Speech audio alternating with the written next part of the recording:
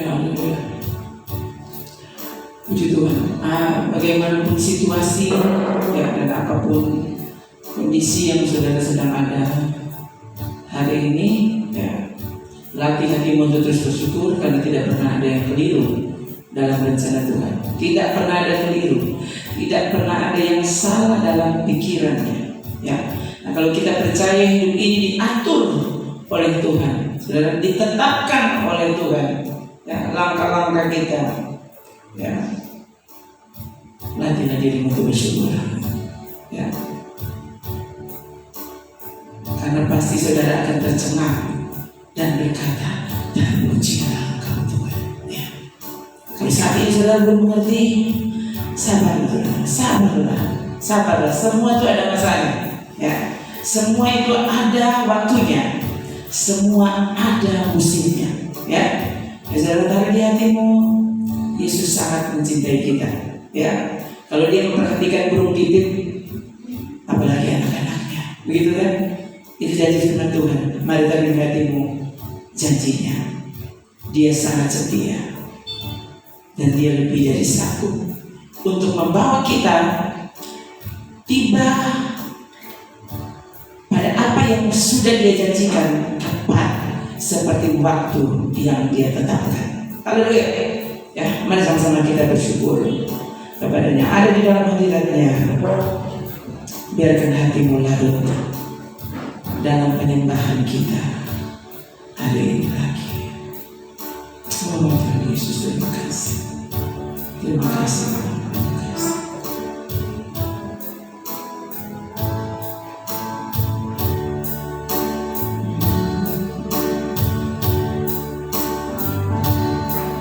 Ku masuk ke hadirat-Mu di tempat kudus-Mu, Tuhan. Tiada kata-kata selain puji dan sembah saat ini.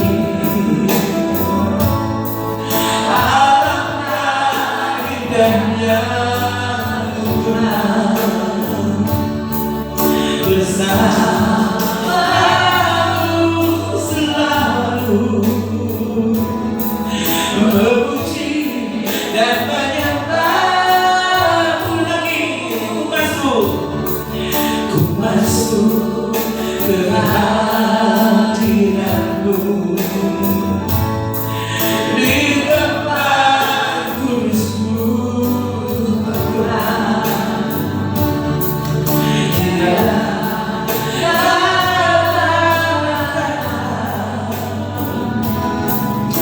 Selain puji dan sembah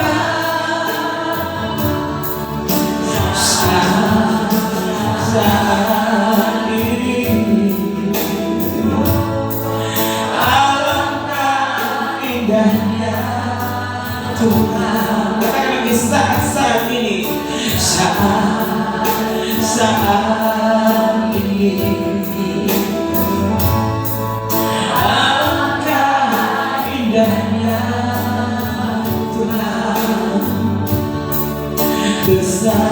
Bersamamu selalu, memuji dan menyembah-Mu. Engkau Tuhan, pujianku. Engkau Tuhan, kemuliaanku, kekudusan-Mu.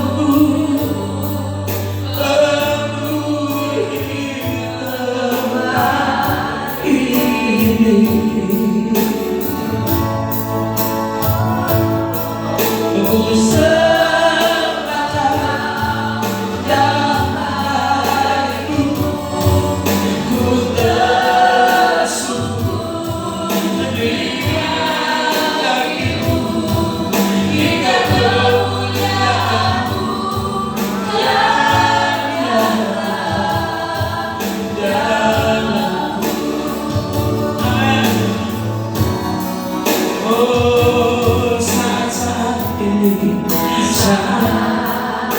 saat ini. Alangkah indahnya Tuhan bersamamu selalu, memuji dan menyembah lagi saat ini, saat ini. Alangkah indahnya Tuhan bersamamu selalu, memuji dan menyembah-Mu, Engkau Tuhan, pujian-Mu, Engkau Tuhan, kemuliaan-Mu, kekudusan-Mu memenuhi hari ini. Amin. Ku sembah dalam harimu,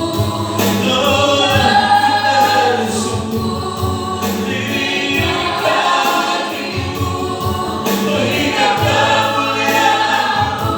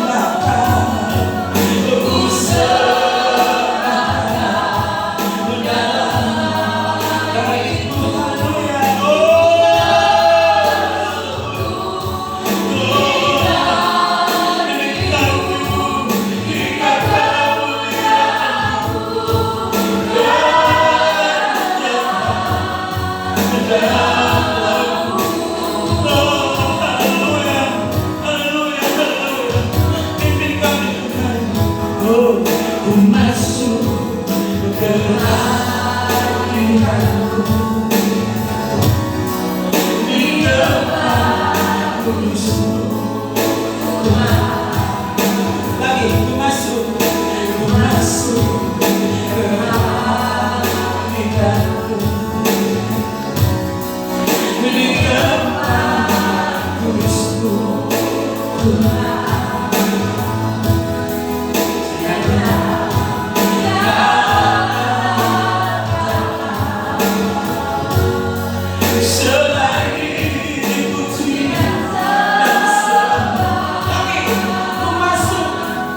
Ku masuk ke hadirat-Mu, di tempat kudus-Mu, tiada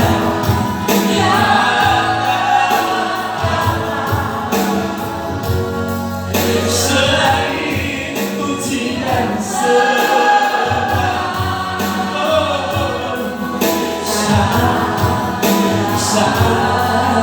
ini. Alangkah indahnya bersamamu selalu, memuji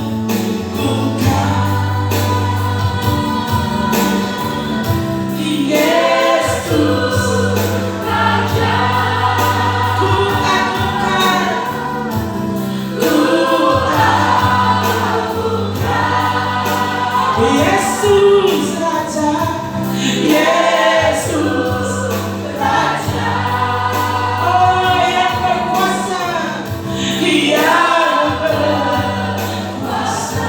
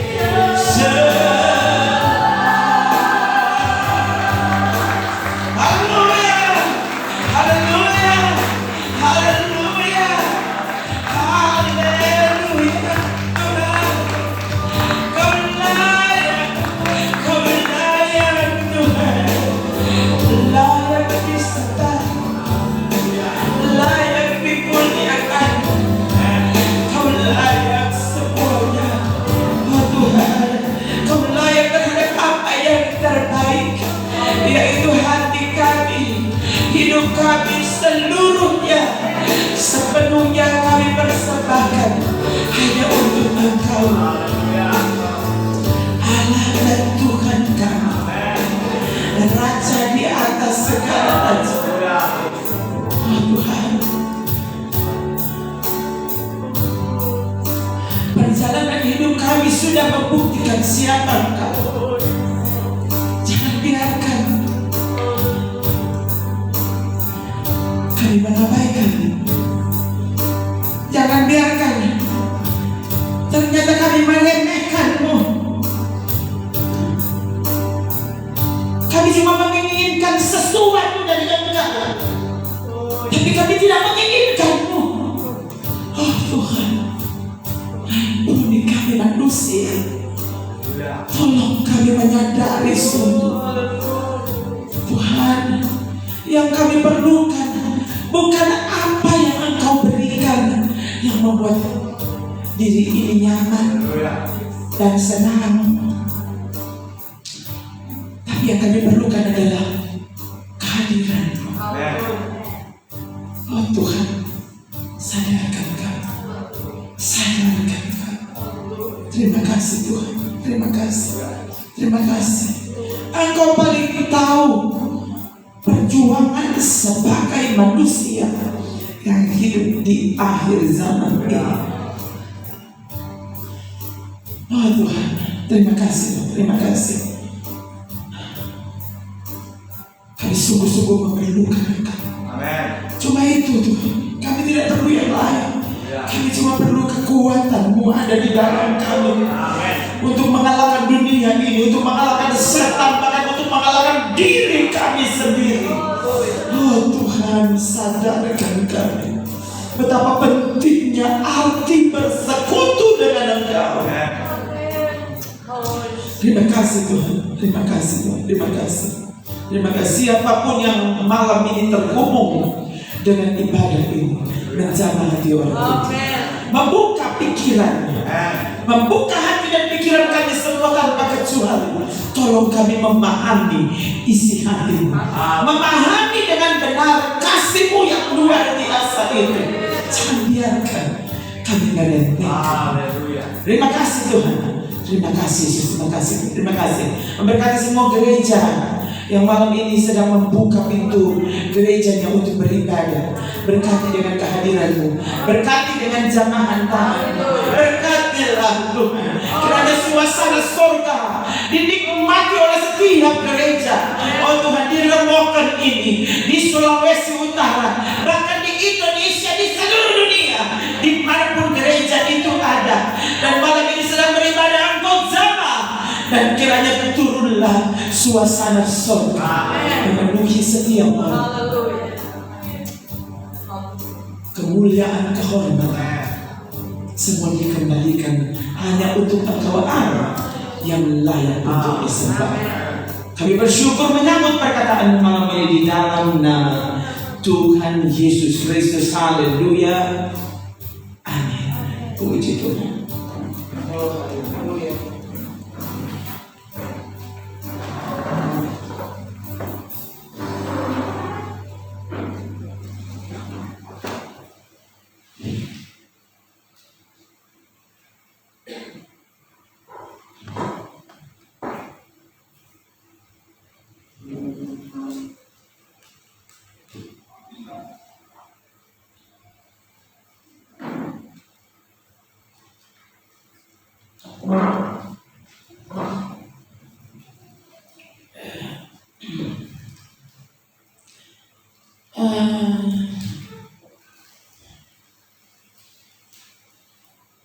Sejak beberapa hari ini sebenarnya, tapi hari ini saya kok rasanya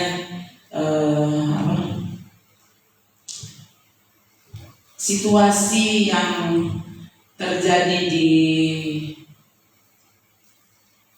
Minahasa ya, banyak ya, banyak enggak kecamatan atau desa-desa yang ada pemilihan hukum Tuhan selain Rembongan? Ada yang lain kan? Ada lagi di Minahasa sih banyak toh. Ada tuh hari bulan lalu kalau nggak salah ada ya, cucu saudara ya, 2 orang sudah maksudnya sudah selesai pemilihan hukum itu bisa di Minsel gitu ya. Aduh saudara, saya kok khususnya tadi ini ya, saya semakin merasa wah, ini keadaan masa kini. Ini semangat untuk mengidolakan seseorang, mengidolakan sesuatu. Saya lihat ini apinya semakin besar. Hati-hati saudara, hati-hati. Ini mau siapapun ya, mau siapapun sekarang, maksudnya institusi apapun, lembaga apapun ya. Ini kan lembaga pemerintahan desa ya. Ini bayangkan ya, saya pernah bilang ke saudara, Pilpres masih 2024 ya, tapi riak-riak, bilang riak-riak lagi, sudah bisa dari riak ini sudah mulai ada gelombang-gelombang ya. Semua orang maksudnya jadi presiden. Dong kira itu gampang menjadi presiden. Tuh, kira itu presiden itu cuma yang penting so menempati istana negara. Tuhan ya, presiden itu kalau untuk bikin apa lebih berhenti. Tuh, lebih sana jadi kepala rumah tangga ya, yang main-main. Tuh, saudara. Tapi ini kan yang sedang terjadi ya. Orang-orang gitu lah, bikin video dan bilang mau jadi presiden. Loh, ada pendukungnya soalnya. So, ada pendukungnya. Itu mau pinta habis itu nanti dari Rembongan ada yang calon jadi presiden. Nanti bikin negara baru. Nah, saudara dapat rasa apa? Kecuali kalau gereja, saya selalu berarti Anda sedang ada pada track yang benar. Ya. Tapi kalau gerakan mengidolakan seseorang, mengidolakan sesuatu, ya, ternyata semakin kuat di luar. Ya. Bahkan kalau itu pemilihan di dalam gereja, saudara bayangkan, ya, ini money politik, saudara pakai duit, saudara lupa. Itu bukan cuma di luar gereja, oh Tuhan, sampai di dalam. Ya. Dulu saya pernah ingat, saudara, ya,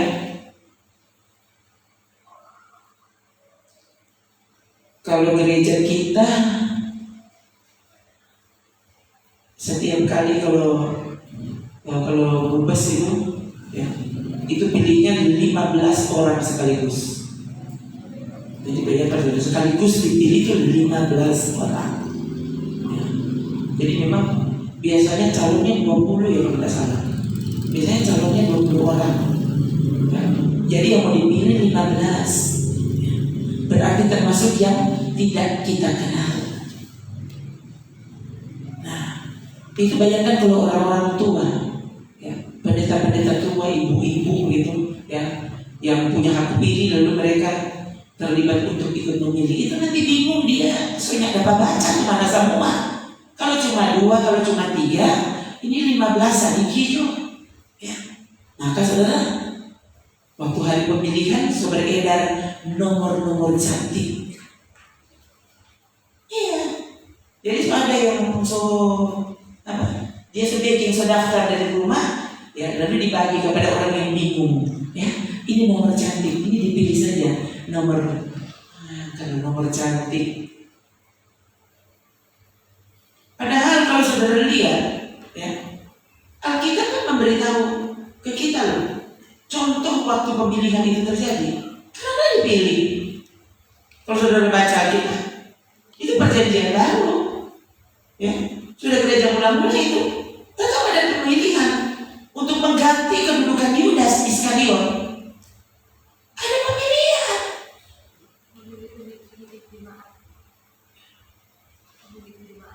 Apa? 3 orang waktu itu yang diusulkan. Lalu mereka doa puasa. Lalu kemudian bukan suara terbanyak loh saudara. Hati-hati. Itu contoh Alkitab. Contoh Alkitab apa? Diundi. Hasil doa puasa dan diundi. Itu kalau saudara mau lihat sistem pemerintahan gereja sebenarnya, ya. Kalau saudara mau lihat, ya, Alkitab mengaturnya. Di hakim itu dipilih, tapi sistem pemilihannya, ya, selain ada kriteria yang sudah ditetapkan. Misalnya cuma beristri 1, kan itu bukan peminum. Loh, itu jelas itu, ya. Paulus menyurat kepada Timotius, kepada Titus, ya. Itu diberitahu yang mau dipilih, ya. Jadi memenuhi syarat itu dulu, ya. Baru mereka doa puasa, lalu diundi loh, bukan suara terbanyak. Nah, kalau diundi itu bebas dari money politik. Nah, ada yang bisa sogok, sogok apa? Bisa sama sekali. Betul-betul Tuhan yang bergerak di situ. Pemilihan Tuhan yang terjadi. Nah, bayangkan saudara, kalau pemimpinnya saja sudah bukan pilihan Tuhan. Nah, saudara bayangkan siapa yang dibawa.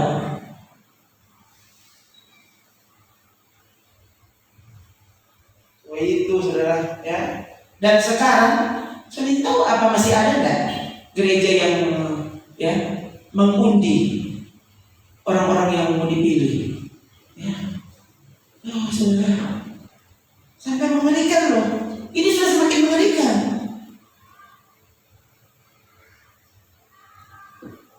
Siapa tuh mau dapat ukur? Bagi dia tulus atau tidak? Saudara tuh ukur bagaimana?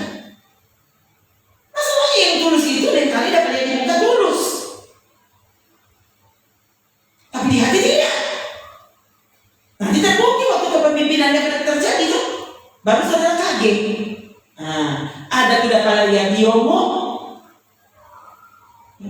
Nah, sejarah sudah membuktikan tuh. Presiden Jokowi itu bukan jago bicara, dia jago kerja. Nah, terbukti. Ya, biar siapa mau marah terserah. Ini kok terbukti? Dunia mengakuinya, saudara. Kalau Indonesia tidak mau mengakui, itu terserah. Ada saja orang-orang yang namanya orang itu tidak tahu, sudah tidak suka. Tetap saja ada orang yang tidak suka. Mau sebaik apapun orang itu tetap ada kelompok oposisi, tidak mau. Pokoknya jangankan siapa, sedangkan Tuhan Yesus orang benci karena apa itu sama orang. Oh, pilihlah dia lemah lembut, baru baca cerita. Oh, baru dia ternyata apa? Oh, dia dendam dan jangan berani karena dia nggak ada bicara mana. Nanti ya, beda pas lagi ikut tikam dari belakang, baru kau tahu. Nah itu tuh lebih baik-baik punya.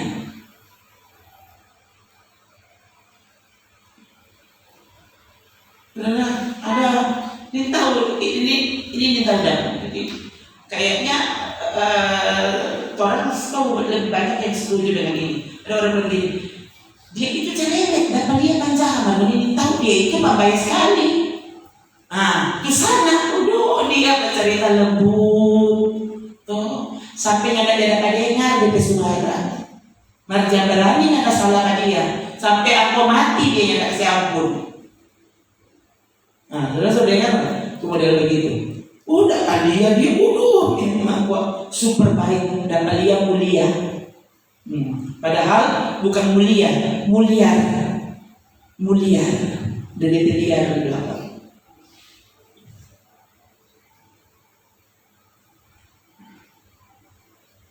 Gitu. Sebenarnya saya kenal ya, ada teman-teman saya suaranya besar. Dia pokoknya dia sedang membaca cerita bagus di pesuara tidak dengar apa lain. Nah saudara, sampai saudara so ambil nyanak batanya dia nggak apa-apa, dia kasih semuanya. Dia nggak apa-apa orang ambil, dia punya ini nggak marah. Saudara ada nggak dalam begitu? Saya masalahnya ketemu banyak loh teman saya model begitu. Ya. Jadi orang sih tidak ragu-ragu kalau dia sama punya ini. Oh dari dia punya, oh ambil jo. Biar nggak katanya ini nggak marah. Tuh. Kadang-kadang kita tertipu dengan penampilan, saudara. Tapi kalau Tuhan yang pilih, Tuhan tidak pernah bisa ditipu dengan apa yang nampak. Bahkan yang orang itu sendiri tidak sadar. Tuhan tahu kan masa depannya nanti apa. Nanti waktu dia lihat doi banyak, dia lihat banyak kesempatan, dia pakai kesempatan itu. Ya, yang tadinya dia begini, setelah dia mendapatkan kekuasaan, dia langsung mundur. Kurang kubu di got. Ini yang terjadi. Nah, hati-hati saudara. Ya, masalahnya hidup ini kita selalu dihadapkan dengan pilihan. Ya. Jangankan mau di surga atau neraka, ya. Dengan ini itu mohon atau tidak, atau sudah cukup. Mau makan atau sudah cukup. Mau puasa atau sudah cukup. Mau ibadah atau bobok cukup. Apapun ada pilihan. Nah kalau saudara sudah melatih diri mendisiplinkan, ya, biasanya itu jadi secara natural. Ya. Itu kalau orang kan sudah biasa. Saudara sudah biasa pagi-pagi bikin apa? Itu saudara yang tidak usah rencana, langsung jadi, langsung terselenggara. Kenapa? Karena sudah terbiasa begitu setiap harinya. Saudara terbiasa baca cerita apa? Terbiasa menggunakan kata seperti apa? Nah itu saudara yang tidak usah pikir-pikir, tiba-tiba dia keluar.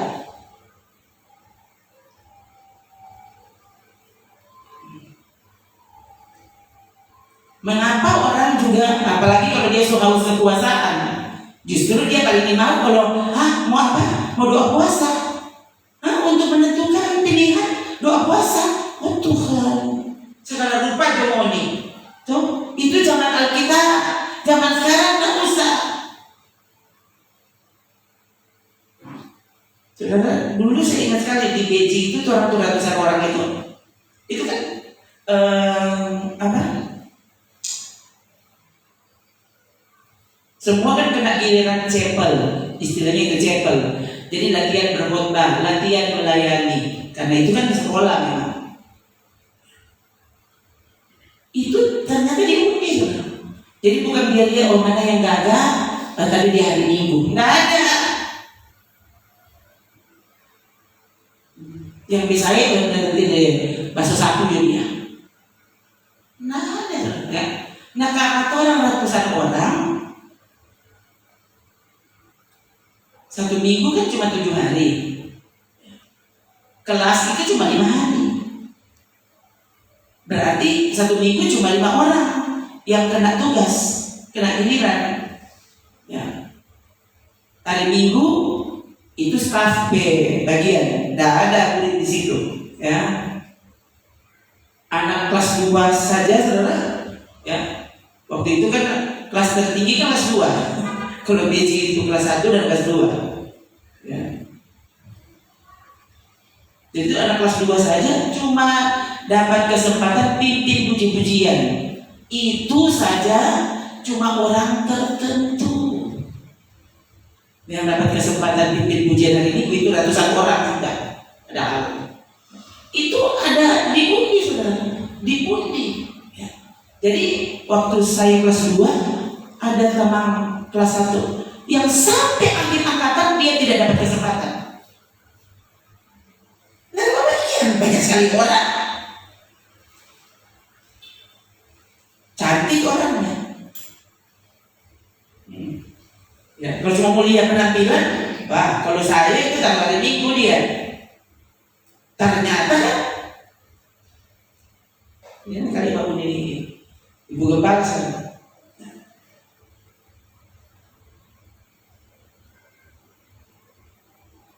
Satu kali waktu saya kena giliran pimpin doa pagi, dia bilang, Kak, kita dong ya berapa bagian ya, cara ketua asrama kita dong ya berapa bagian Kak, semua tamat kita lagi nggak pernah.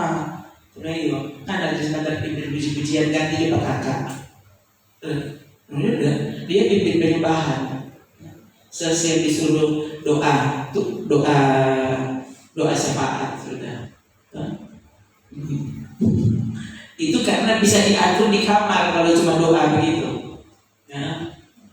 Nah itu, ya itu kan yang saya tahu baru cuma satu, yang lain saya tidak tahu berapa banyak yang tidak dapat giliran, yang tidak dapat bagian. Tapi pimpinan sekolah tidak merasa bersalah. Kenapa? Diundi, berarti kena undian dia yang diberi tugas. Yang boleh marah.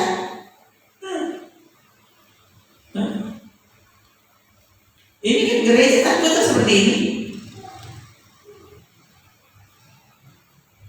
Gereja takut waktu Tuhan yang mau bertindak. Hati-hati, saudara. Ya, orang sedang ada pada zamannya. Dan berapa banyak orang yang suaranya bisa dibeli, bisa dibayar dengan uang. Menyedihkan. Itu bukan cuma di pemerintahan. Yang paling menyedihkan kan gereja. Masa suara aja bayar? Oh, pilih aja mau bayar. Ya, pilih yang kaya, pilih yang pandai menurut orang. Ini kan masalahnya menurut orang. Coba saya lihat waktu Yesus pilih murid-muridnya. Coba dia datang mana ada jasa. Bayang saudara, semua ahli Yesus abaikan, dia pakai semua ahli. Litoran sama tidak dia pakai. Dan gereja melupakan ini.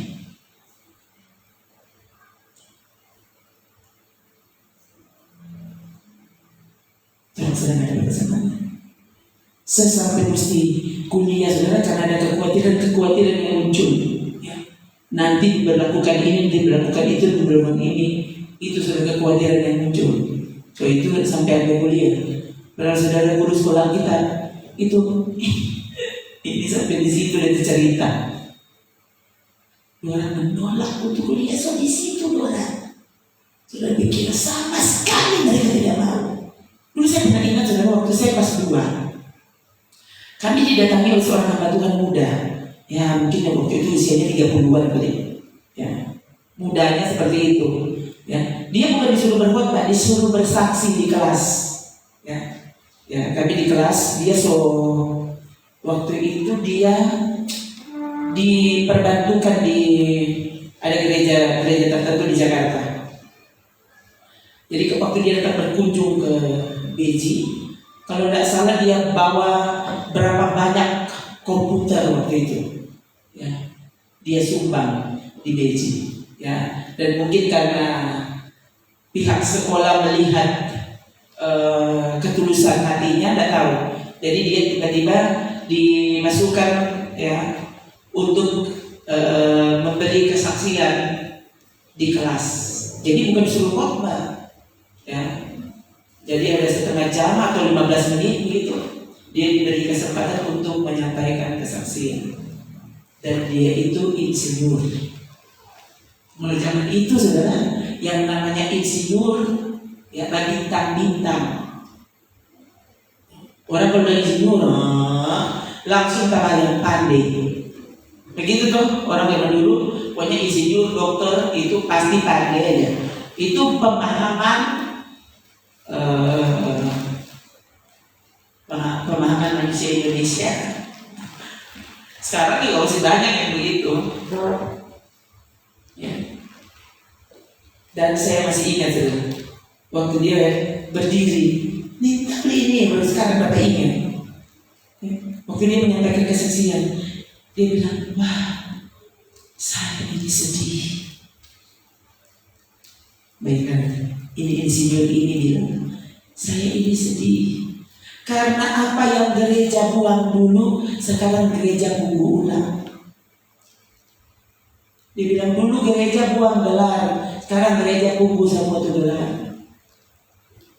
Itu zaman itu, zaman tahun berapa itu? Tahun 90 kali.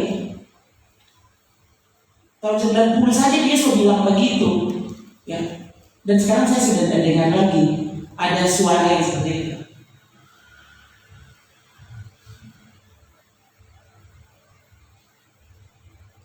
Dan ini ya.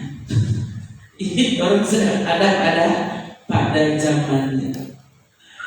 Ini tahu ini kalau dapat bilang seperti ini, maksud Tuhan ini apa? Karena saya tidak pernah berpikir akan bicara hal ini sebagai pendahuluan. Tapi tadi waktu orang menyanyi, ku agungkan Yesus Raja. Saya berkata Tuhan, jangan biarkan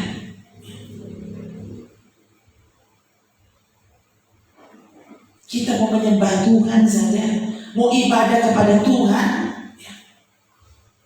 Ada embel-embel di belakang, ya. Datang karena mau apa? Mau berdoa karena ada perlu. Dia adalah puasa biar 200 hari. Ada perlu.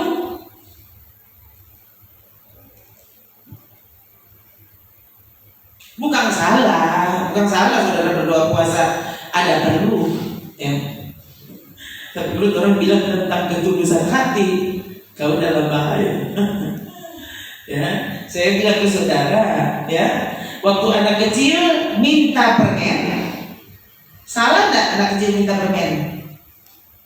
Nggak sih tadi? Anak kecil minta permen salah? Nyata kok. Kelas 2 SD, 5 tahun, 4 tahun, 3 tahun, waktu dia menangis minta gula-gula, justru orang tua yang akan merasa sangat bersalah kalau tidak bisa belikan gula-gula. Pak, ini anak kecil ini. Karena ada yang salah. Waktu itu anak suka ini, suka itu, ya. Saya ingat zaman dulu saudara ya, bawa di toko nih anak-anak kecil ini ya. Ini zaman dulu. Ya. Aduh, memang tuh tukang toko jago sekali saudara. Ya. Masuk begini ya bisa lana langsung kita tahu. Dia dulu tahu 2 tahun tahu berapa itu ya. Sestim dulu bawa. Ya ampun, maksudnya cuma mau kasih tunjuk, kasihan tuh, kasih bang jalan-jalan nih anak kecil ini. Masuk di situ tuh orang kaget. Sementara dia kan maksudnya, oh cari bilang di baju biar apa gitu. Sementara dia, ya itu tukang toko tuh penjaga toko saudara, dia suka saya pakai tas palanya, suka saya pakai tas yang ada gambar, ada kopi di belakang, apa panda itu. Ya. Suka saya pakai itu. Aduh cantik adek, cantik ya. Dia sudah mau buka, terpaksa dia ada duit bayar daripada anak nangis. Nah, kalau dia anak kecil, ya, susah tuh orang untuk memberi dia pengertian. Ya, aku tidak perlu deh ini tas, yang mana perlu baju. Nah, dia kan tidak bisa mengerti. Saudara lihat tuh, kalau saudara lewat tuh tukang bajuan mainan, saya anak loh, dia coba bunyi sama kereta, sudah anak-anak bingung, sudah ya, dari kau kasih pegang lagi, dia nanti sebentar minta dibedoin pada gimana, pagi itu kan jago tuh tukang bajuan. Kalau itu anak kecil, dia mau minta apa, ya? Orang tua akan berusaha sedapat mungkin untuk membuat dia senang. Nah kalau dia SMP, kalau dia mau meraju, kalau kita tak pukul saudara. Nah itu ada babangan nangisnya nanti di rumah sama pagi. Tuh setahu-tahu ada doi. Nah tadi dari rumah mama terang jalan-jalan sampai sana, mau beli ini, beli itu, ini itu, ya nyanda. Anak-anak ini bukan. Dorong anak itu betul. Betul, dan saya merasa saya berhasil didik pada orang, ya, karena orang nyanda pernah macam-macam sampai makan saja. Dan malah saya ingat sekali, ya, itu mau beli buku saja saudara. Orang yang aku bilang jangan beli buku deh, ya, mamanya ada doi. Itu masih sedih. Seperti itu. Jadi kan berarti tergantung pendidikan. Untuk saudara didik seperti apa ya anaknya jadi seperti itu. Ya. Orang kalau antar makan di sini itu suka atau tidak makan. Tuh. Ya kecuali kan kalau saudara banyak sekali doi itu, ya ikut semua anak mau. Nah, begitu. Jadi waktu seseorang anak Tuhan, kalau dia cuma mau taat setia pada Tuhan karena ada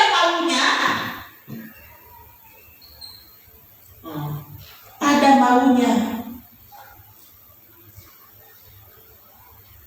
ini anak-anak.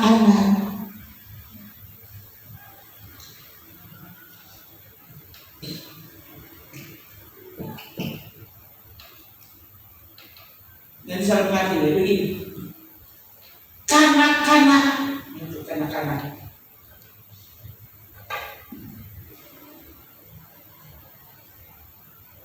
Ibadah ada maunya.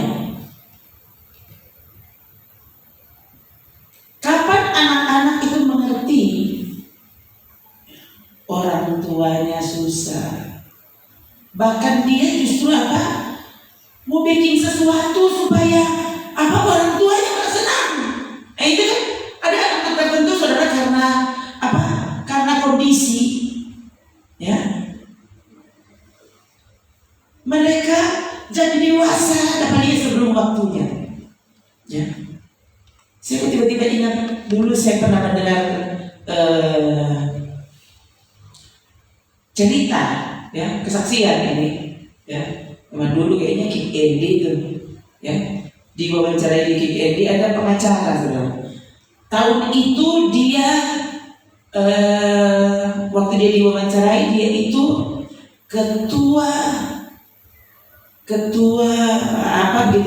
pengacara se-Indonesia. Ya, ketua se-Indonesia, bukan se-Jakarta, se-Indonesia, orang Batak. Ya.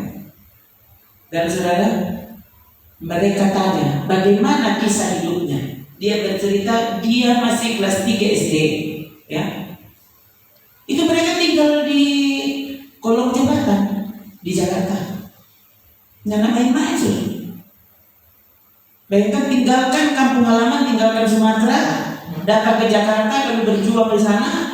Ini sedangkan anak mau sekolah dasar saja, mama papa sih tidak sanggup. Jangankan mau sekolah, dia bilang sedangkan mau makan, sering orang yang tahu makan apa. Mama papanya jualan sayur. Dan tiap hari itu orang sekolah luar. Dan dia masih kelas 3 SD, ada adik-adiknya. Dia bilang satu ketika dia lihat di dapur orang sudah tidak ada beras sama sekali.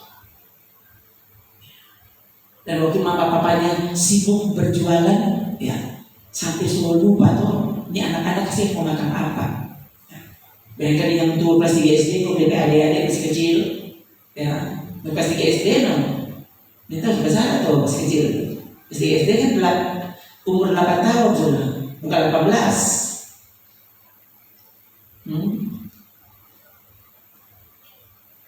Membayangkan ini 8 tahun, ya. Ternyata dia punya 2 burung merpati.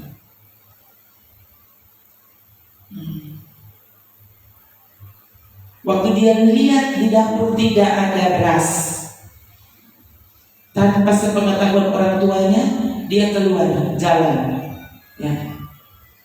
Waktu dia pulang, mama papanya tanya, kamu dari mana nak? Ini mama, ada 2 liter beras kalau tidak salah. Loh, kamu ambil dari mana? Tadi burung merpati ini sudah aku jual. Ya. Ini adik-adik perlu makan. Jadi sebenarnya dia suruh beli akan beras untuk dia berburu. Yang ada orang suruh. Jadi bukan dia suruh tambah beli akan burung merpati. Burung merpatinya dibawa lalu dijual. Usahanya sendiri. Jadi dibilang sejak dia kecil, ya, dia sudah tahu bagaimana berusaha untuk menyenangkan hati orang tua. Dia mengerti orang tua bersusah. Nah ini kan, ini anak-anak yang menjadi lebih dewasa dari usianya. Ini anak bayi dan terbukti sudah, ya. Waktu dia besar dia jadi apa tuh? Ya. Dia bercerita waktu dia akhirnya selesai sekolah, lulus sekolahnya. Waktu lulus SMA, ya, dia mau berkuliah, dan dia bayar sendiri kuliahnya. Dia bekerja sambil berkuliah, ya. Dia suka kuliah di Fakultas Hukum, ya. Nah waktu dia kuliah di Fakultas Hukum, dia bekerja jadi office boy di kantor pengacara. Dia bilang saya tidur di kantor, membersihkan kantor semuanya saya buat. Dia bilang, ya termasuk zaman dulu sampai itu mau bikin amplop untuk gugatan begitu ya. Itu kan bikin dari kertas-kertas sisa. Kertas-kertas bekas digulung lagi, dilipat, ya. Nah itu dia pekerjaan. Jadi kalau semalam, semua pulang, dia tugas itu. Jadi itu gugatan perkara dan semuanya, ya, yang ada di kantor, dia bekerja ekstra, dia lipat gunting-gunting itu lalu lipat jadi amplop. Dan dia bilang karena kita tidur di kantor, sebelum aku gunting dan lipat kertas-kertas gugatan itu, aku baca dulu. Dia kuliah baru semester 1, maka dia sudah belajar itu apa? Master Hukum PKJ.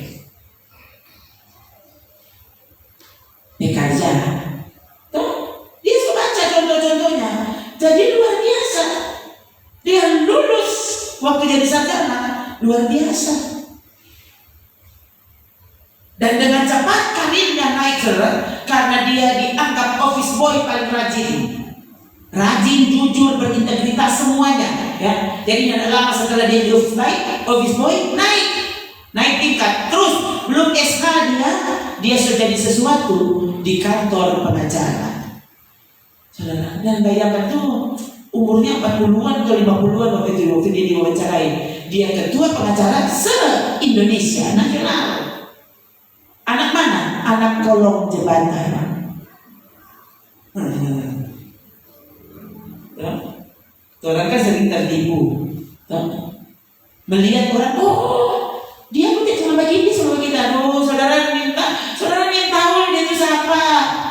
Kau tidak pernah tahu apa yang akan terjadi dengan dirinya. Tuh, sekarang saudara dia tukang sampah. Kau tidak pernah tahu apa yang terjadi nanti. Yang saya bilang ke saudara, yang pendeta yang oleh majalah Times, ya, dia didaulat sebagai pengkhotbah terbaik.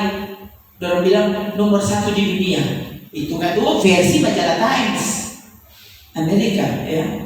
Itu yang saya sering pernah kasih tunjuk pas saudara T.D. Jakes, ya. Orang negro, jelek, botak, hitam, itu apa ya? Pokoknya ada kan saudara, biar dia negro margaga. Ya, ini kalau saudara lihat, menurut saya yang ada orang suka sama dia. Jangan salah, sekali lagi saudara, sekarang ya secara internasional dia dianggap ya nomor 1, pengkhotbah nomor 1 di dunia. Majalah Times yang bilang, biasanya majalah Times itu berpengaruh sekali. DP hasil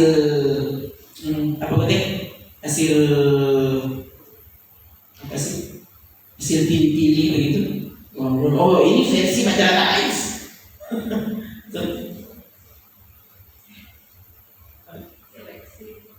Hasil seleksi. Oh, bergengsi kalau hasil seleksi majalah Bobo. Ya. Gila, nomor 1 di mana? Nomor 1 majalah Bobo Kote. Ya, terpilih paling cantik di majalah Bobo.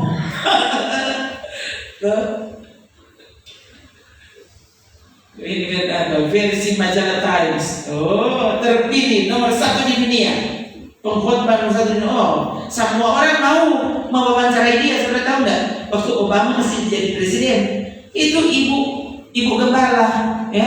Oh, khusus diberi ucapan selamat ulang tahun dari ibu presiden Michelle Obama. Ya, oh, kirim ucapan panjang lebar Michelle Obama untuk ibu gembala.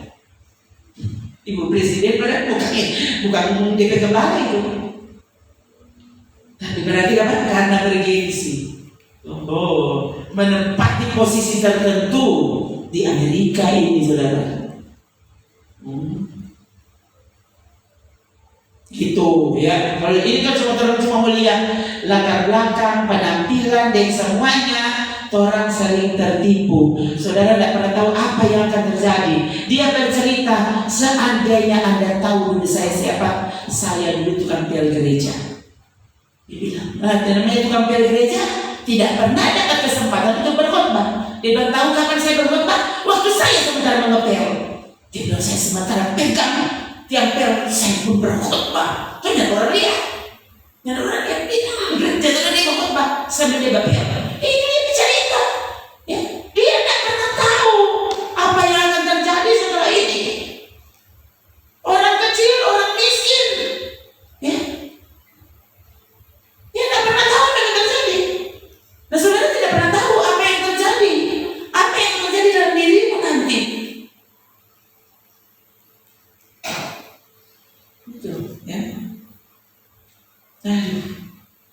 Mau cerita semua, saudara.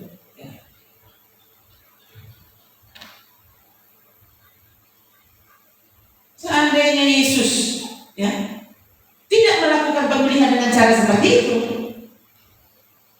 nggak usah pakai cara itu. Tapi karena Yesus sang Maha Guru, ternyata cara pemilihannya seperti itu. Dia memberi contoh, ya, orang-orang tulus seperti ini itu yang aku pilih. Dia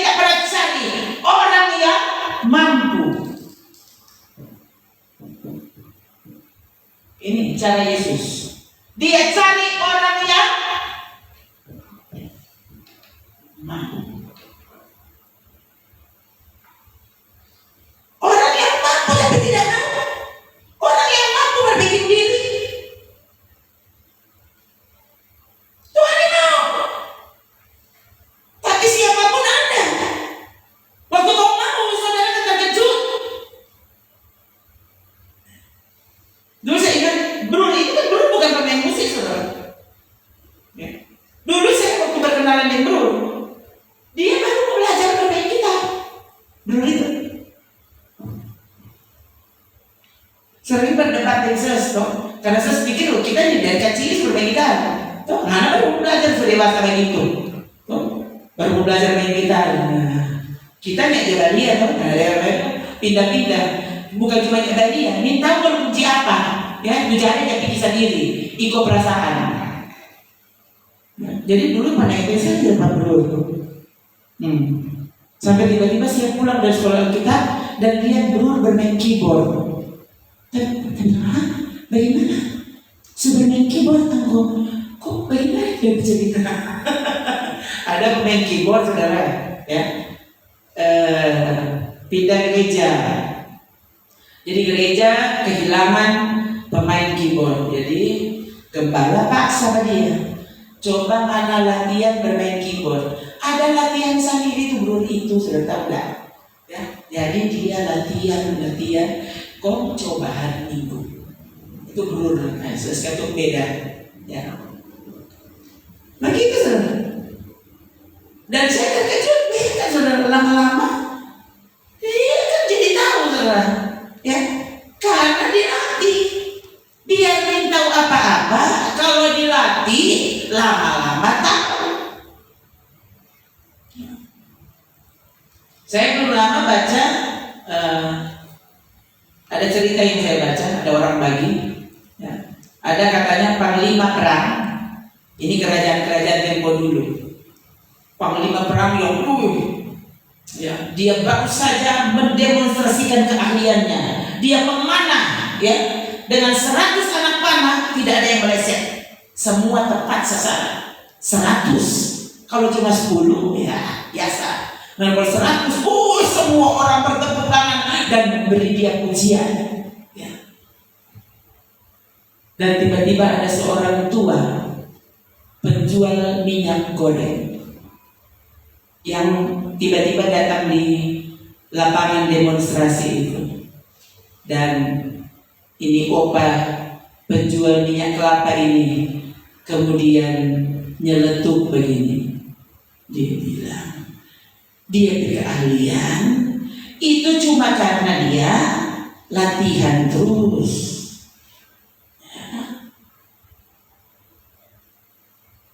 Lalu saudara, tanpa menunggu orang pembantahan, dia ambil koin. Ya, koin zaman dulu itu, ya, itu ada lubang kecil. Saudara tahu nggak? Ada koin begini, kan? Ini ada lubang, ya. Nah, koin-koin zaman dulu itu begitu. Ya, ada lubang kecil. Dia ambil koin itu dan dia taruh di atas botol. Ini penjual minyak goreng. Botol kosong. Dia ambil kayu, lalu dia cedok, ya, minyak goreng ini. Lalu dengan apa? Dengan cepat dia menuangkan minyak goreng dari gayung, ya, melewati lubang kecil ini yang dia taruh di atas botol kosong. Dan yang menyenangkan adalah sampai botol itu penuh, tidak ada satu tetes pun minyak kelapa yang mengotori koin. Dan dia bilang, tidak usah bingung, karena ini pekerjaan saya setiap hari. Ya, Moni pasti ada sedikit. Kenapa? Karena Moni tidak pernah latihan. Maka kalau kita ini karena latihan terus, ini mencenangkan kalian.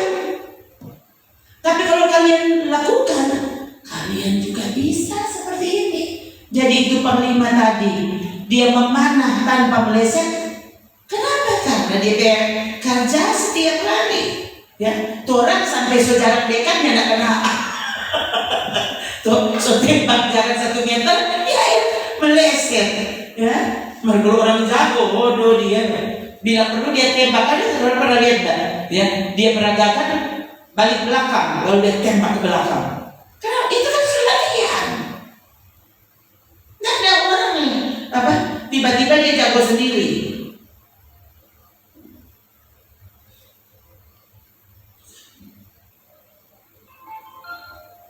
Waktu saudara menyembah, mengasihi Tuhan, engkau mendisiplinkan diri untuk itu. Sampai bila saudara tidak bisa? Saudara ibadah, ya. Orang yang tidak pernah ibadah dengan Torah, saudara akan bingung.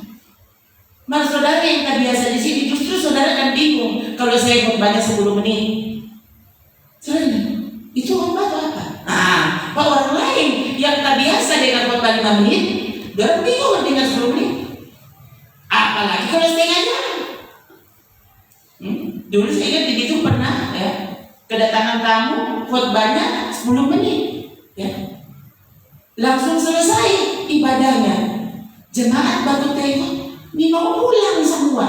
Saya masih ingat terus itu. Baru mau pulang, kau tanya, kayak pulang. Malu nih pada tetangga, dong pikir itu hanya ibadah. Karena biasanya pulang jam 1, siapa baru jam 10 so? Datang jam 9, pulang setengah 10. Semua baku komen sekilas info. Tadi kata khotbah sekilas info. Ya, biasa dengar khotbah 2 jam, kali ini 10 menit. Sekilas info. Itu kan? Apa yang saudara melatih diri untuk itu? Saudara bingung untuk melihat seseorang bisa melakukan sesuatu. Ya. Tuhan melatihnya luar biasa. Tapi kalau engkau menundukkan diri, saudara, saya selalu garis bawahi misalnya Musa dan Yosua. Saudara, Yosua tidak pernah tahu kalau dia akan menggantikan posisi Musa. Ya. Yosua tidak pernah tahu dia akan ganti posisi Musa. Karena memang tidak pernah diberitahu. Yosua, bayangkan saudara, itu saya selalu tadi garis bawah. Yosua selama Musa hidup, Yosua namanya hamba Musa. Musa hamba Allah.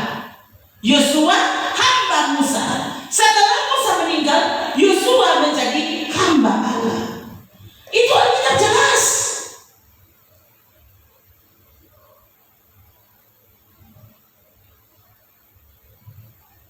Waktu engkau membiarkan dirimu, ya, dalam pelatihan Tuhan, saudara tidak pernah mengerti apa yang akan jadi nanti.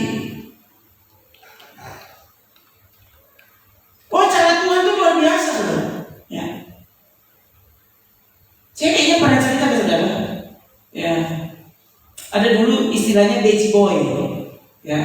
Dia yang jadi pekerja di sekolah Alkitab. Jadi biasanya baby boy itu anak kelas 1. Semua diutus ke gereja-gereja yang lain dipraktikkan, tapi ada beberapa orang ditahan di sekolah, ya, untuk jadi pengerja di sekolah. Ada yang jadi sopir. Itu pengerja sekolah tuh begitu tuh. Mas udah pikir apa dong? Ya, jaga pompa air. Ada yang membantu masak nasi, karena ratusan orang yang makan tuh. Jadi ada baby boy yang tugasnya membantu petugas memasak nasi di belakang. Karena kan banyak sekali setiap kali teh nasi dorong, bukan 2 liter. Bayangkan sebenarnya 1 kali 3 kali makan. Jadi ada baby boy yang itu dulu tidak waktu ini. Jadi sudah ditempatkan di situ. Ya. Ada tugasnya jaga siswa-siswi. Nah, ada teman yang saya tahu dulu. Ya. Dia sudah beberapa tahun berpraktik itu tergantung sekolah. Kalau sekolah selama sekolah masih pakai, dia tidak dikirim kemana-mana, di situ terus.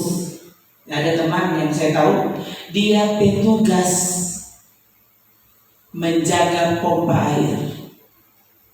Ya, karena ada dulu sekolah asrama yang di seberang jalan, ya, itu dorong pompa beda, ya. Dorong pompa berjalan 24 jam, ya. Pompa di asrama seberang itu yang nggak berjalan, dia cuma berjalan hampir siang, dan itu ditungguin oleh Beji Boy itu. Jadi dia yang bertugas untuk memenuhkan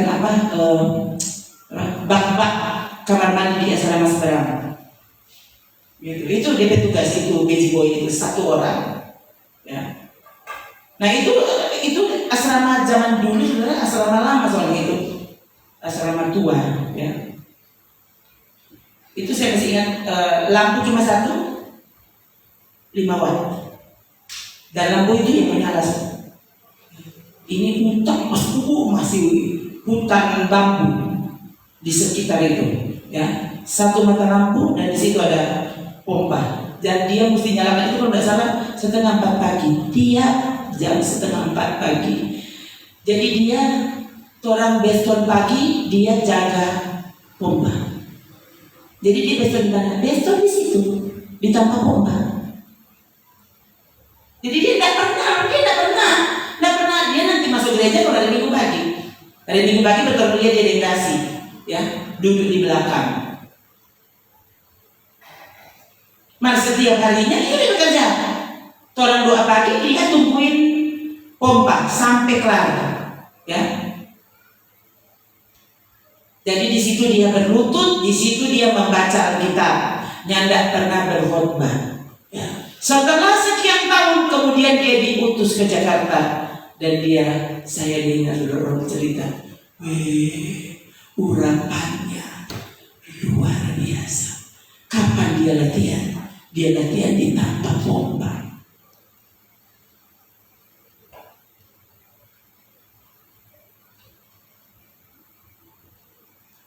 Belajar dengan dia betul. Saya sudah tak pernah tahu ini bisa bicara begini.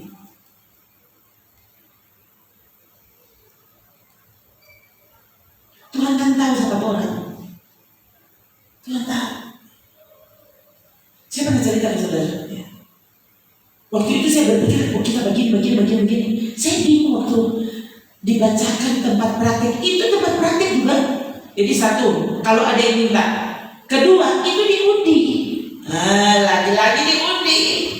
Dia mau pergi di mana? Diundi, karena ada besar orang. Diundi.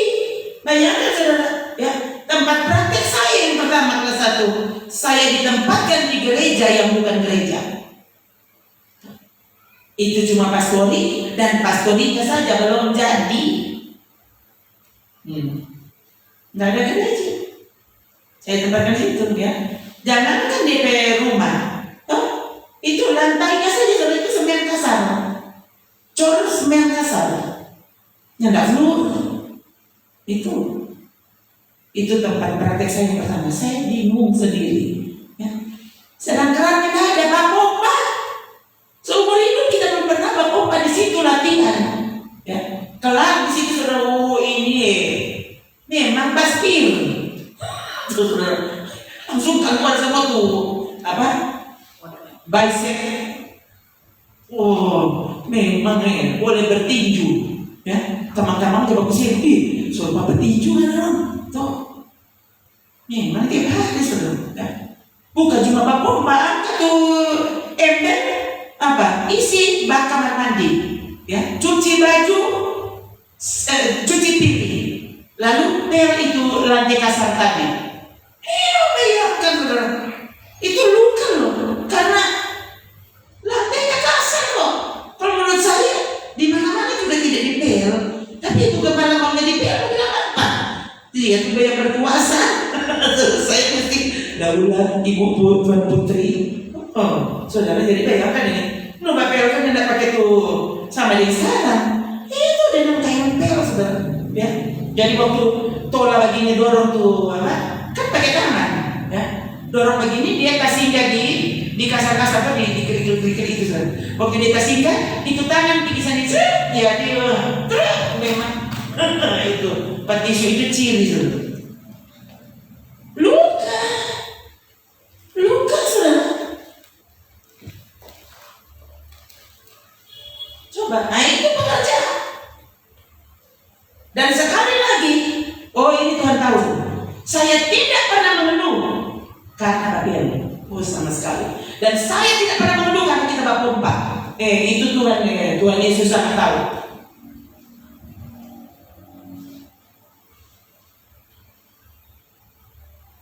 Memang agak bingung saudara waktu saya sampai ke situ dan terkejut ya. Kan Tuhan cari alamatnya saudara sampai ketemu ada Taman Antar.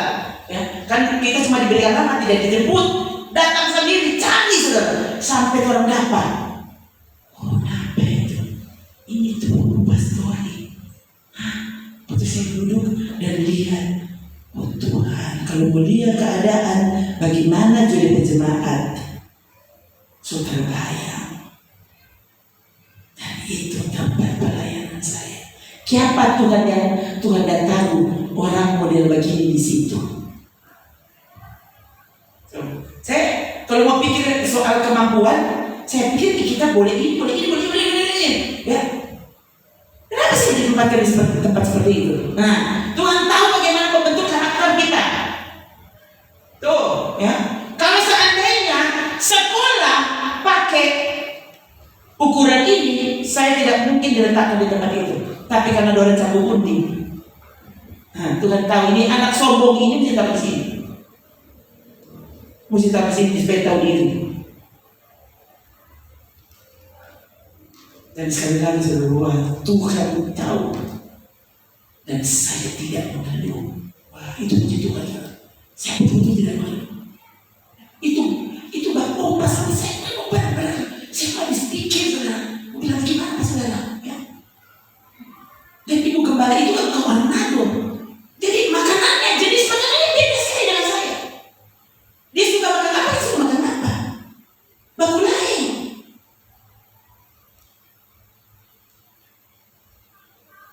Dan saya tidak boleh mengeluh. Itu yang terjadi. Sekarang saudara bayangkan, siapa yang bikin saudara jadi gembala di sini? Siapa yang membuat saya ini jadi gembala di sini? Coba, ini kalau Tuhan betul studi lagi. Kenapa mesti seperti ini? Saya sering bilang ke anak-anak ini, hati-hati ya. Karena Moni ini mama be anak. Jadi Moni jangan mengeluh. Ya. Justru kalian dituntut untuk begini, dituntut untuk begitu. Mengapa? Karena Tuhan tahu Moni ini mama be anak.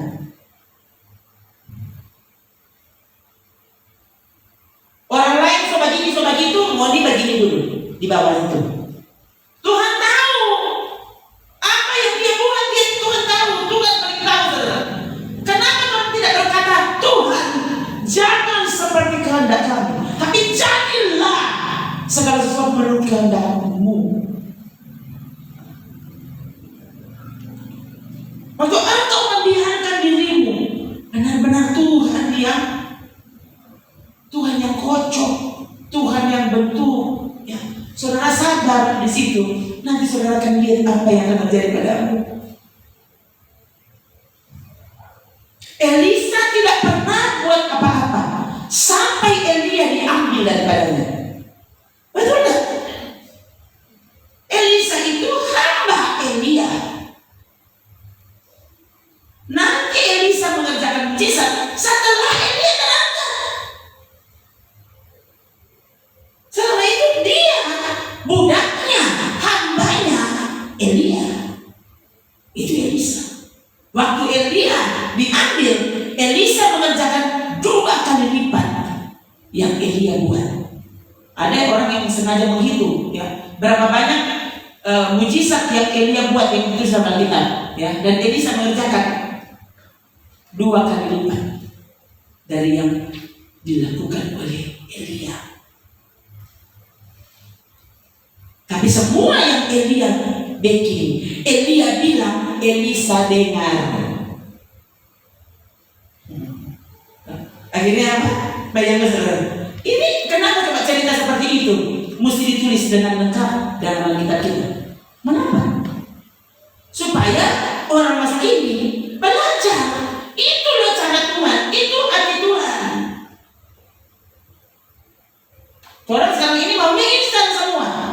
sekolah nabi, jadi keluar situ pasti nabi. Oh, mau dia pakai pokoknya ya salah lulus nabi, ya, jadi wisuda jadi nabi. Ya bukan Tuhan yang pakai. Ini kan yang ngeri. Ini kenyataan masa kini dan ini gereja akhir zaman. Orang boleh hidup di akhir zaman, tapi jangan biarkan orang mengenapkan apa yang Alkitab tulis tentang manusia akhir zaman. Biarkan Tuhan menemukan ada Elisa yang terus mendengarkan ya, apa yang Tuhan bilang. Waktu Elisa bilang, Tuhan bilang, mana mau apa? Ya? Aku mau 2 bagian roh dari, boleh. Tapi satu syarat, kau harus melihat sampai detik terakhir. Sesudah mereka sampai di seberang, berkatalah Elia kepada Elisa, minta apa yang hendak aku lakukan kepadamu sebelum aku terangkat daripadamu. Jawab Elisa, biarlah kiranya aku mendapat 2 bagian dari rohmu. Terus, jangan tadi ayat ini. Berkatalah Elia, yang kau minta itu sukar, tetapi jika engkau dapat melihat aku terangkat daripadamu, akan terjadilah kepadamu seperti yang demikian. Jika tidak akan terjadi. Biarkan tidur dari Elia. Tapi kalau kau tidak setia sampai pada saat itu terjadi, yang kau minta kau tidak benar beroleh. Kenapa coba cerita seperti ini mesti ada di dalam Alkitab?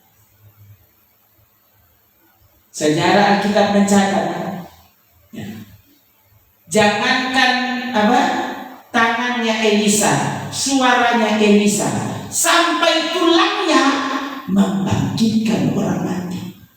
Tulang Elisa. Alkitab tulis, bayangkan, mati itu Elisa. Betul dia tidak terangkat seperti tuannya Elia, tetapi waktu dia dimakamkan, ya, ada orang mati waktu taruh, saudara, ya, mau dimakamkan ya kan Elisa mati. Tapi waktu mayat itu kena tulang Elisa, mayat itu pun bangkit. Coba saudara lihat ini, aduh. Ini cara kerja Tuhan yang luar biasa, yang kadang-kadang orangnya tidak pernah terpikirkan. Sampai mati, kalau Tuhan mau mengerjakan mujizat, dia bisa kerjakan mujizat. Bukan membangkitkan hamba Tuhan yang sudah mati itu, tapi lewat kematiannya ada orang mati rohani dibangkitkan. Itu kalau engkau biarkan cara Tuhan terjadi dalam hidupmu, saudara akan melihat keluar biasaan Tuhan. Jangan halangi dan jangan batasi dia, ya. Coba saudara jadi seperti apa yang Tuhan atur, ya, jadi seperti itu. Dulu saya tidak terlalu mengerti, ya, tapi seiring berjalannya waktu, ya, peristiwa-peristiwa yang terjadi, saya begini, oh Tuhan, terima kasih, Engkau memang luar biasa. Engkau memang ajaib. Dan waktu membaca Alkitab, sebenarnya saya tadi sampai berdoa, saudara, itu yang saya doakan tadi. Itu yang saya ucapkan dalam doa. Karena tiba-tiba saya ingat lagi, itu ayat tadi waktu saya baca, itu memang padamu. Sepertinya Tuhan bicara secara khusus. Lalu percayalah Abraham, maka Tuhan menghitung sebagai kebenaran.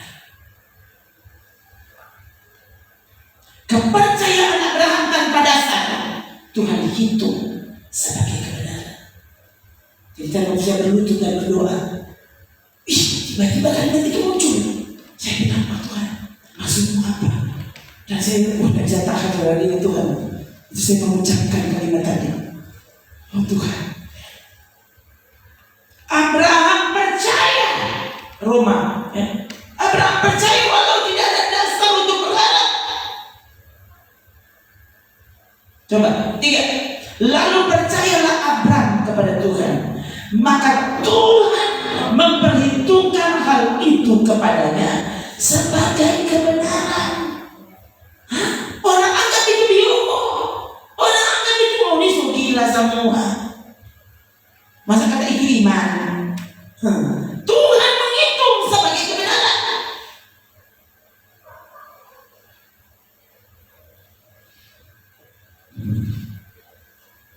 Biarkan dia bekerja dengan caranya, dan saudara akan melihat hasilnya.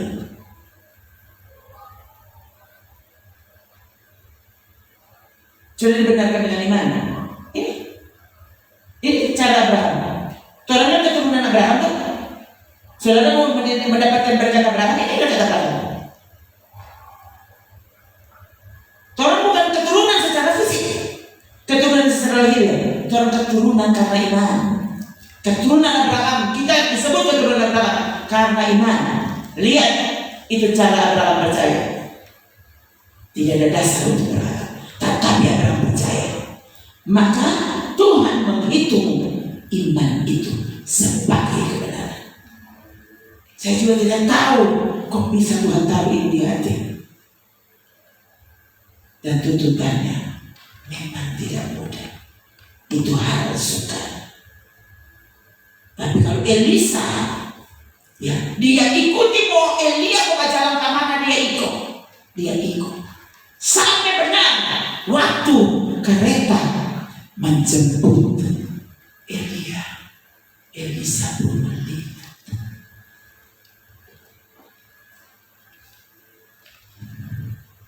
Kan perlu dilatih. Saudara perlu mendisiplinkan diri untuk itu.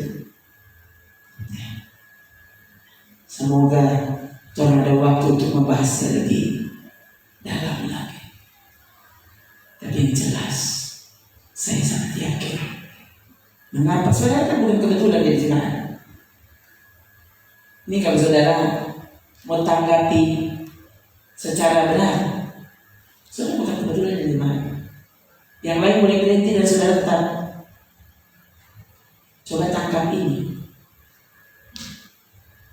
sebagai berkat yang Tuhan atur, yang Dia akan beri kepada saudara yang setia.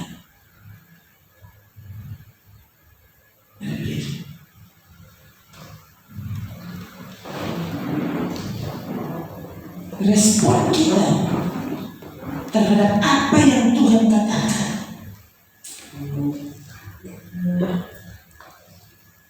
menentukan saudara ini mau dapat apa dari Tuhan. Mau dapat 2 bagian roh atau tidak sama sekali. Baiklah saudara duduk di gereja yang sama, mendengarkan khotbah dari pendeta yang sama. Tapi kalau ada orang lain yang mendapatkan berkat, tapi saudara yang lain cuma dapat gaduh,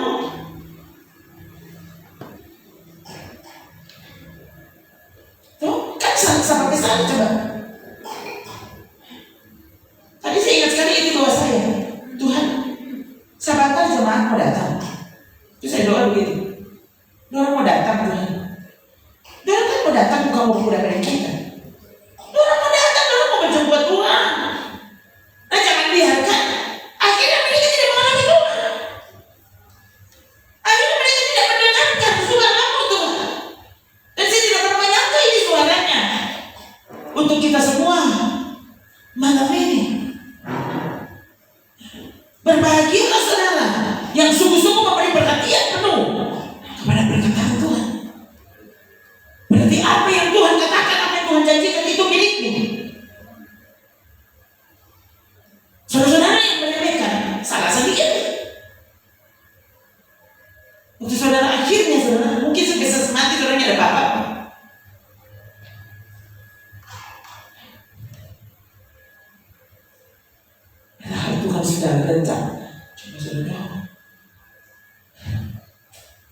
Kalau ini adalah sekolah, bayangkan nanti ya, waktu penamatan terjadi, ternyata saudara tidak lulus, sama-sama dengan pelajaran. Ada yang lulus, ada yang tidak lulus. Kok sampai salah? Saya pikir saya sudah mempersiapkan diri semampu-mampunya saya.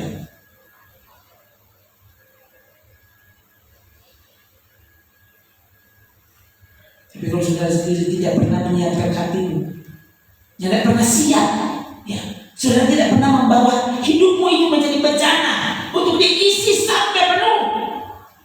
Coba sama salah. Ya kan? Paling tidak di sini khotbahnya sampai jam 1:30. Bayangkan kalau itu air hidup yang dituang kepada saudara. Harusnya saudara bukan cuma penuh, tak buang-buang. Tapi kalau yang ada di dalam hidupmu cuma hati yang kosong, atau datang seperti apa dan pulang seperti itu, kan ngeri. Saudara tidak tahu saudara hari terakhir kita seperti apa. Apa kau tidak takut?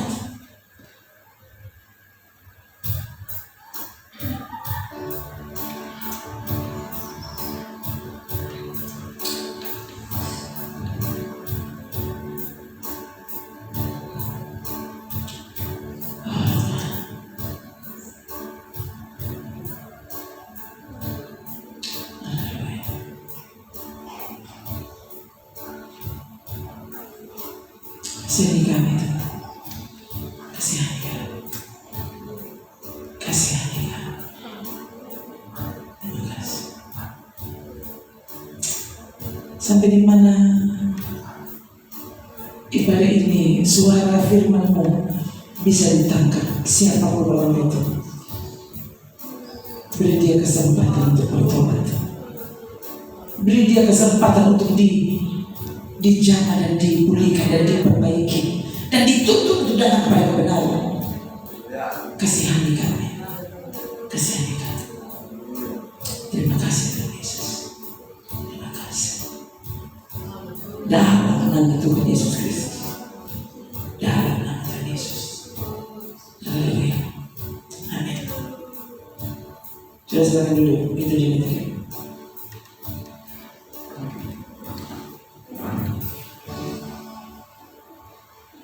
Saudara,